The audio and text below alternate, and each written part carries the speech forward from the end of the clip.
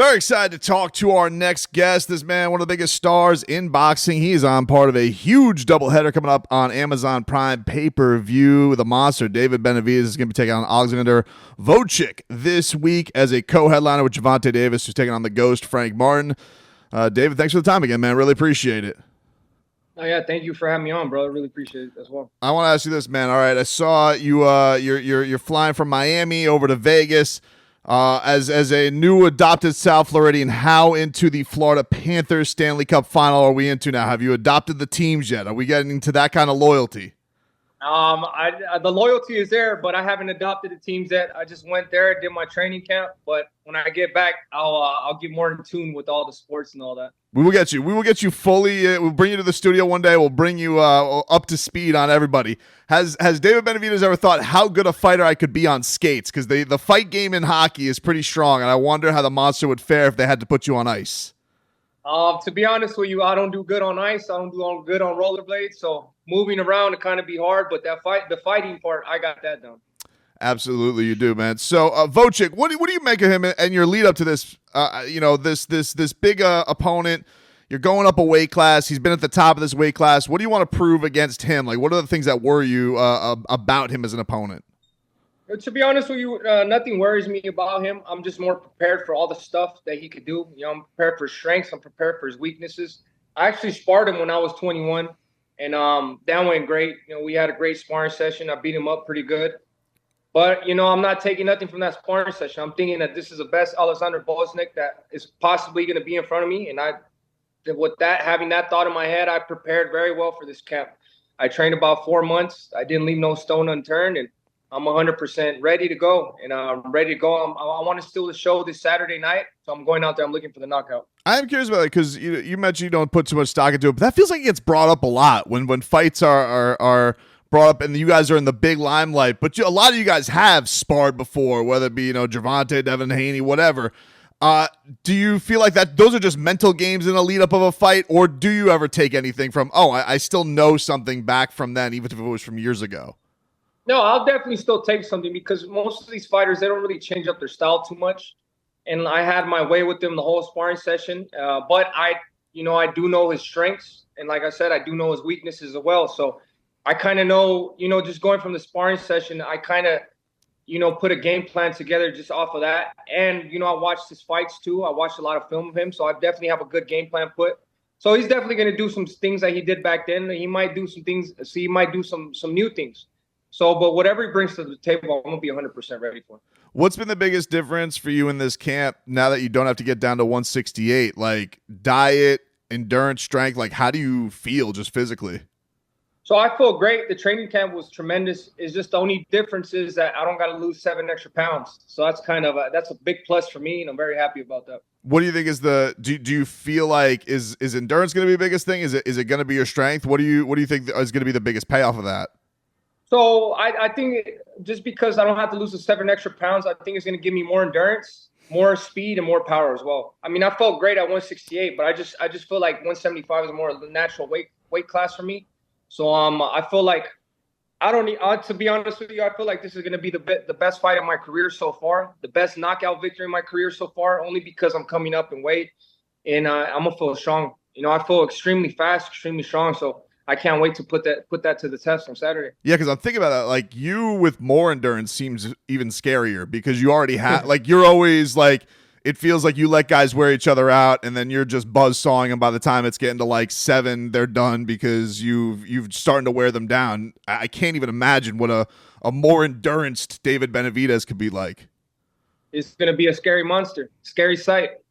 This I wanted to get your thoughts on this. So. Alexander Usyk, he had said that he was considering going back down to cruiserweight. Fantasy land, that's not so far away now from 175. Would that ever tickle your fancy, a matchup against Alexander Usyk coming back down in weight? Because that would be, a super fight. I don't know, much about the cruiserweight, but a David Benavidez jumping weight classes to take on Usyk. What kind of a matchup do you think that would be like?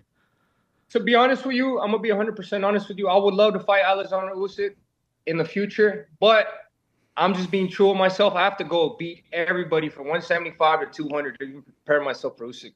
Usyk is probably the best fighter I've ever seen. And like I said, I don't shy away from a challenge. I actually love a challenge. But for me to be 100% prepared for that fight, I have to go. I have to beat Dimitri Bivol. I have to beat Bergarbiev. I have to go up to cruiserweight, beat Opataya, Surdo Ramirez, all them guys to even, be ready to fight Usyk. Yeah, listen, man. That's what I think people always respect about you. You're truthful about knocking off what you got to knock off. But man, as a greedy boxing fan, man, that would be an absolute fun one. What did you make of his performance against Tyson Fury?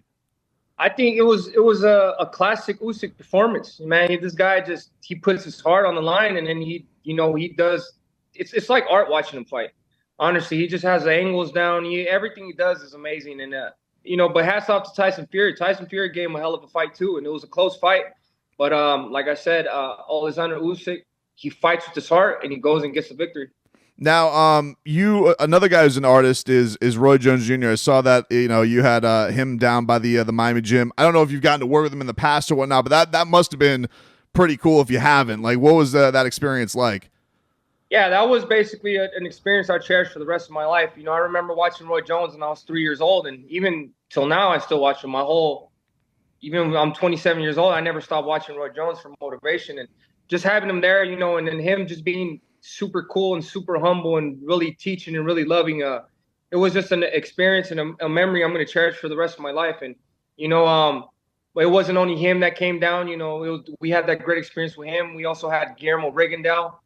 And like I said, man, I'm just very happy to get these experiences with these legends because these are people I looked up to my whole life. Has that been a cool thing about moving to a new location like Miami, like Rigondeaux's royalty down here, and getting a chance to see some of the great Cubans? I don't know if you've gotten across to Luis Ortiz and all, but like, man, it's loved down here by the Cuban population. Have you felt that in your training down here? No, yeah, definitely. They show a lot of love, man. And I feel like this Miami is just something different. It feels different in Miami. You just feel like, you can make anything. You can make anything come true in Miami. It's the vibe there. Everybody's just so cool and loving, and it just gives you that much motivation to go that much harder every single day. I know you're a family guy, pretty down to earth, but has there been a cool celebrity crossover thus far down here? Have you noticed anything different as far as life down here? No, just that a lot of people recognize me and a lot of people show a lot of love, and I've been networking with a lot of big people, and we met Jake Paul. We met a lot of people out there. I think Miami is just, you meet so much famous people. It's just that's where everybody wants to be, and I'm just very happy training in Miami. It's definitely a beautiful place to be at. David Benavidez, he's going to be fighting this Saturday on Amazon Prime pay-per-view. Gervonta Davis, Frank Martin also on the card. I mean, you're talking Tank and the Monster. That's about as entertaining as a 1-2 punch as you can get. Do you have any feelings on the main event? I feel like Frank Martin's getting slept on a little bit. I know how dangerous Tank is, but do you feel like this is a competitive main event? I definitely do. I feel like Frank Martin, he doesn't have the experience that most people wanted him to jump in with Tank, but he definitely has all the tools to compete with Tank. It's going to be a great fight, but also the one thing I want to see is how Tank kind of deals with the ring rust. I think he's been out for like 14 months. So he might start off a little bit slow. So it might be, a really parallel fight until Tank finds his distance and his, comfortability in the ring. But, I don't count Frank Martin out at all. I think it's going to be a great fight until it ends. A lot of times when people fight Tank or fight your cards, like people always talk about the bright lights. Like, do you feel like that's a real factor when you're in your first kind of big monster event? Like, can that be a big X factor? Yeah, definitely. I've seen some people that that they shrink under the bright lights. For me, I've been professional 10 years, and the first big, really bright light situation I had was when I fought Caleb Plant, and I showed up to that occasion. Fast forward to Andrade, we showed up to that occasion. So I feel like either you're just a person that shows up under the bright lights, or you're not. Recently in your gym, Teofimo Lopez, he's getting ready for his card down here. What does he look like so far in the gym coming over to your training facility? Oh, so Teofimo Lopez is a great dude, man. He's a great fighter as well. We're very excited for his fight. He's very talented. I think he's a 2-time undisputed champion. Not even that much people even get to one undisputed champion. So he's definitely going to have a great fight. He's looking really good. Yeah, well, listen, man, we can't wait to see you coming up this weekend, June 15th, against Alexander Gvozdyk. He is moving up to 175. Big things ahead for one of the biggest stars in boxing, David Benavidez. Hey, appreciate the time, man. We're looking forward to it. Thank you, brother.